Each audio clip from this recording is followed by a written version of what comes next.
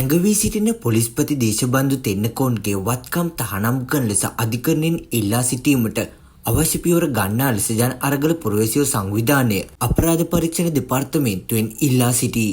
මේ සම්බන්ධයෙන් CID වෙත පැමිණිල්ලක් ඉදිරිපත් කරමින් පසු ජනමාධ්‍ය වෙත අදහස් දක්වමින් එම සංවිධානයේ ප්‍රධාන ලේකම් චානක බණ්ඩාර පවසා ඇත්තේ අපරාධ නඩු විධාන සංග්‍රහයේ අදාළ විධිවිධානවලට අනුකූලව මෙම ක්‍රියාමාර්ග අපේක්ෂා කරන බවයි.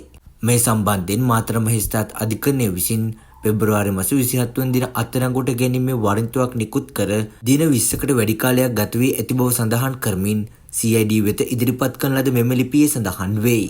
2023 වසරේදී වෙලිගමේ සිදු වෙඩි තිබීමක් සම්බන්ධයෙන් මෙම අත්අඩංගුවට ගැනීමේ වරෙන්තුව නිකුත් කරන ලද්දේ දේශබන්දු තෙන්නකෝන්ගේ සම්බන්ධයක් පවතින බව තහවුරු කරමින් වරෙන්තුව නිකුත් කළ දා සිට සැඟවී සිටින තෙන්නකෝන් තම නීතිඥයන් මාර්ගයෙන් වරෙන්තුවට එරෙහිව නියෝගයක් ඉල්ලා සිටියේය. කෙසේ වෙතත් අභියාචන අධිකරණයේ එම ඉල්ලීම ප්‍රතික්ෂේප කරන ලදී.